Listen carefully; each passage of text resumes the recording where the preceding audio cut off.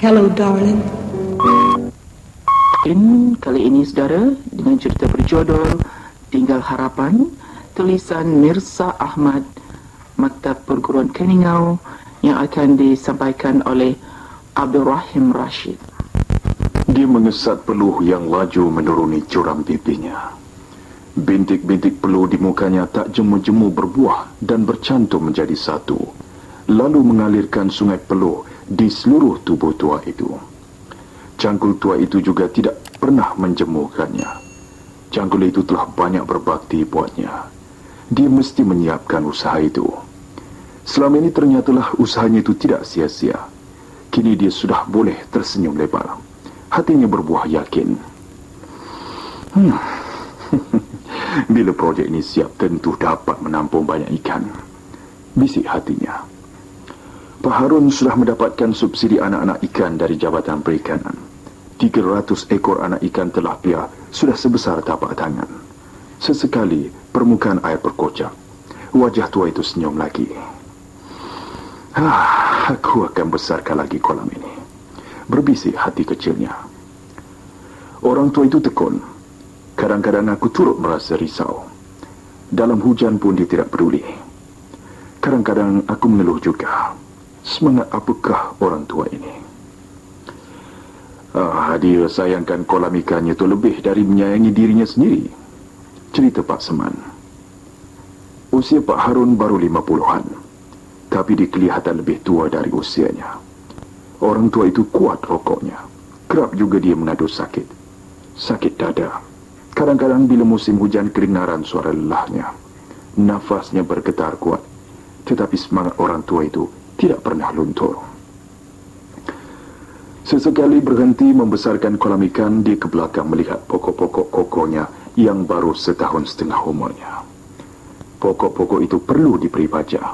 Jika tidak, ia tidak akan membesar dengan baik. Bukan saja baja, racun ulat juga mesti disembur. Jika tidak, daunnya akan dimakan ulat dan gugur begitu saja. Pokok-pokok koko itu berdaun lebat dan hijau. Daunnya tidak dihinggapi penyakit. Hatinya terasa puas. Tetapi kadang-kala dia mengeluh dan kesal. Ya, dia kesal dengan anak sulungnya, Talib. Talib tidak pernah mahu menghargai usahanya itu. Talib anak sulungnya yang berkulit hitam itu juga kuat rokoknya. Talib jarang-jarang mahu membantu Pak Harun di kebun. Puas juga dia memujuk Talib cari kerja. Tapi wajah Talib selamba. Talib anak muda rancangan kampung Tanah Hijau, bertubuh tegap dan baru berusia 18 tahun. Talib yang gagal SRP 3 tahun lepas telah lama menganggur dan menghabiskan masa bersama-sama beberapa orang anak muda rancangan kampung Tanah Hijau. Talib jarang-jarang sekali mahu membantu Pak Harun ke kebun. Talib bukan boleh disuruh-suruh. Anak muda itu sudah lali dengan leteran Pak Harun. Pak Cik dah puas nasihat Talib. Tapi dia buat tak kisah saja. Malas budak muda tu. Keluh Pak Harun sewaktu menjenguk kebunku. Kebunanku dan Pak Harun bersebelahan. Selang di sebelah lagi ialah kebun Pak Seman. Ayahku mendapat tanah 10 ekar. Begitu juga Pak Harun, Pak Seman dan hampir semua penduduk rancangan kampung Tanah Hijau mendapat pembahagian masing-masing. Tanah itu diusahakan walaupun belum mendapat geran. Atas usaha dan sokongan yang berhormat Datuk Taming, dapatlah penduduk-penduduk di kampung Tanah Hijau mencurahkan bakti pada tanah, mengalirkan keringat, membajai usaha, lalu memperolehi hasil yang memuaskan. Keringat bisa menyuburkan setiap tanah yang diusahakan dengan bersungguh-sungguh. Tulang 4 kerat ini perlu digerakkan. Kerja kuat. Bila dapat tanah, jangan lekas dialibabahkan. Bila dapat tanah, dijual. Broker tanah dari kota sentiasa memasang telinga jika ada orang kampung yang sudi mempelawa membeli tanah. Tak payah tunggu keluar geran baru nak diusahakan. Usahakan dulu sementara saya usahakan mendapatkan geran. Perah dulu hasilnya. Jangan beri orang asing mengusik tanah kalian.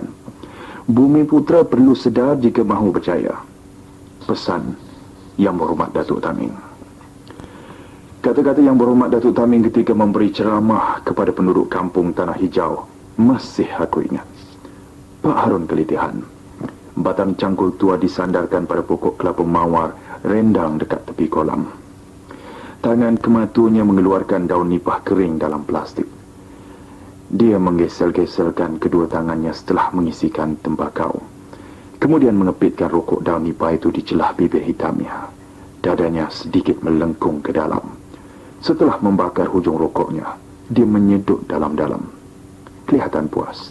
Kemudian melepaskan kembali asap itu keluar. Esok hari Jumaat, Pak Harun akan balik ke rancangan kampung Tanah Hijau.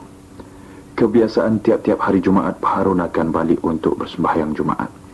Selesai sembahyang Jumaat, aku akan rehat sehari dulu di rumah. Esok paginya, biasanya aku akan balik semula ke kebun. Pak Harun pun begitu. Sejak akhir-akhir ini orang tua itu lebih rajin.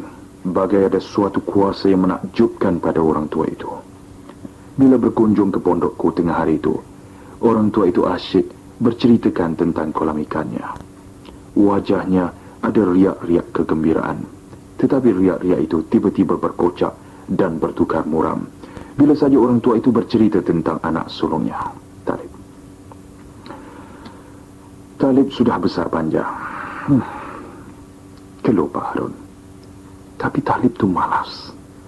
Talib tidak sedar itu. Berkali-kali sudah Pak Harun memujuk anaknya itu supaya membantunya mengusahakan kebun. Kebun ini untuk engkau, Talib. Engkau anak sulung aku. Engkau menjadi harapan aku untuk meneruskan usaha ini. Aku bukannya lagi lama atas dunia ini. Entah-entah esok atau lusa aku mati. Jadi aku usahakan semua ini untuk kesenangan engkau, Talib. Untuk adik-adik engkau juga.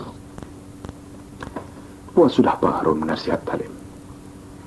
Talib, macam begitu juga. Puas telinga Talib dibasuh. Dah puas diajak Talib usahakan kebun ini. Akhirnya dia sendiri yang memerah keringat, bermandi peluh. Banyak sudah perubahan pada tanah Pak Harun. Kalau dulu tanah itu penuh anak-anak lahunai, rumput semalu, lalang dan semak samun. Tetapi usaha Pak Harun ternyata tidak sia-sia. Sudah digantikan dengan pokok-pokok koko yang sudah pun berumur setahun lebih itu. Pasti ia akan menjanjikan hasil yang lumayan suatu hari nanti. Ada juga Pak Harun menanam lebih 50 pokok durian, pokok rambutan, langsat, cempedak dan pisang mas. Itulah yang aku tengok Pak Harun telah lakukan. Kolam ikan itu pun Pak Harun yang gali menggunakan tulang pat keratnya. Pak Harun tak minta bantuan siapa-siapa. Kadang-kadang aku kesian dengan orang tua itu. Kerja kuat, tetapi kalau sakit lelahnya datang, teruk juga. Nafas Pak Harun termengah-mengah. Dia juga tidak suka ke hospital. Pernah dia ditahan di ward kerana penyakit lelahnya. Tetapi kata Pak Harun, jururawat hospital tidak seperti memperdulikannya. Suatu hari seorang jururawat muda, cantik dan berkulit putih yang lalu di situ. Menengkingnya bila dia kerap keluar masuk bilik. Orang tua itu tidak biasa duduk diam berbaring di katil. Dia sudah biasa menggerakkan tulang pat keratnya. Bila dia di ward itu, Pak Harun sering teringatkan kebunnya, kolam ikannya. Talib bukannya boleh diharapkan sangat. Lupa nanti bagi makan ikan dalam kolam. Bukan susah. Campakkan saja daun ubi atau kangkung. Sesekali perlu juga diberi baja. Nanti Talib lupa juga siram anak-anak pokok yang dalam bayangannya. Talib tidak ingat itu semua. Itu yang membuatkan dia gelisah duduk diam di hospital. Mak Esa, isteri Pak Harun, kelam kabut datang ke pondokku di tengah kebun. Beberapa kali orang tua itu memberi salam. Aku baru selepas sembahyang Isya. Aku capai pelita minyak tanah menuju ke anak tangga. Mak Esa, apa halnya ni? Aku kehairanan. Pak Harun, kamu sakit lagi. Batuknya menjadi-jadi. Wajah Mak Esa cemas. Tolonglah Man. Mak Esa tak tahu apa nak buat ni. Rayu Mak Esa. Baiklah Mak Esa. Kejap lagi saya datang. Aku mencapai minyak urut dan mencapai lampu suluh. Aku kira Pak Harun lelah lagi. Nafas Pak Harun kencang. Sesekali dia terbatuk. Tangannya mengurut-ngurut dada jengkongnya. Tolong, Man. Sakitnya dada pakcik ni. Suara Pak Harun termengah-mengah. Sakit Pak Harun menjadi-jadi. Aku mengurut-ngurut lembut dada orang tua itu dengan menyapukan minyak gosok yang kubawa tadi. Beginilah pakcik. Kita ke hospital ya. Tak usah, Man. Pintanya. Panggilkan saja Pak Seman, suruh dia baca-bacakan sikit. Nanti sembuhlah tu. Balas orang tua itu. Dia terbatuk lagi. Tapi kali ini berserta darah. Ya Allah. Apa ni darah? Aku terkejut. Pak Harun terus batuk. Mak Isah cemas. Tak boleh macam ni. Kita kena ke hospital juga malam ni. Balasku. Tak payahlah, Man. Baik kau panggilkan saja Pak Seman. Suruh dia tawarkan. Nanti redahlah sikit. Pinta Pak Harun. Nafasnya termengah-mengah. Tak boleh macam tu, pakcik. Penyakit pakcik ni tak boleh didiamkan. Takkan nak tahu-tahu aja. Aku tak melayan jaga Pak Harun kali ini. Aku terus turun dari pondok, meredah kegelapan malam. Aku membonceng motosikal tuaku. Malam pekat hitam tanpa sebutir bintang pun di angkasa. Aku menuju ke rumah Pak Cik Buhari yang tidak berapa jauh dari situ. Dia ada kereta. Aku akan cuba meminta khidmatnya.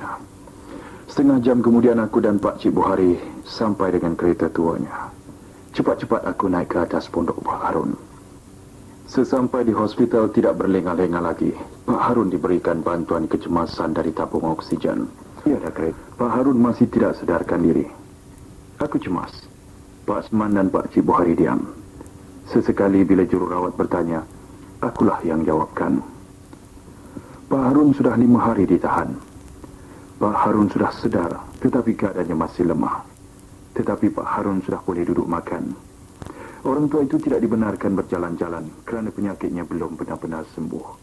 Menurut doktor, jantungnya masih lemah dan sebelah paru-parunya rosak. Dia tidak boleh kerja kuat-kuat lagi. Mak Isah datang melawat Pak Harun. Mak Isah bawakan masak asam ikan tilapia dan sambal tumis untuk suaminya. Mak Isah tahu benar itulah lauk kegemaran suaminya. 2 kali sudah Mak Isah datang menjenguk suaminya di ward itu. Maafkan saya, Makcik. Pakcik itu tak dibenarkan makannya pedas-pedas. Sakitnya belum benar-benar sembuh. Jururawat muda yang lalu di situ menegurnya yang membuka bekas makanan untuk Pak Harun. Mak Isah berasa kesal bila suaminya tidak dibenarkan makan lauk yang dibawa olehnya. Sudah sebulan Pak Harun di hospital. Dia dipindahkan ke ward TB. Doktor mengesahkan Pak Harun mengidap batuk kering dan barah paru-paru. Orang tua itu merasa cukup terseksa berada di situ. Orang tua itu sudah bosan dan benci pada ubat-ubat yang terpaksa ditelan tiap-tiap beberapa jam. Lenguh punggung yang tidak berisi itu dicucuk jarum. Pak Harun nekat. Dia mesti keluar. Dia akan minta kebenaran untuk minta keluar. Kalau dia tidak dibenarkan keluar pun, dia akan keluar juga. Pak Harun sudah merasakan dirinya benar-benar sihat sekarang. Hari ini, dia akan keluar juga. Pak Cik itu belum sihat betul. Tunggulah dulu, beberapa hari lagi. Nasihat doktor muda itu kepada Pak Harun. Tapi doktor, saya dah sihat sekarang. Ucap Pak Harun meyakinkan. Demikian saudara, cerpen berjudul Tinggal Harapan, tulisan Mirza Ahmad, Maktab Perguruan Keningau. Cerpen diterbitkan oleh Abdul Rahim Rashid dan merupakan siaran ulangan.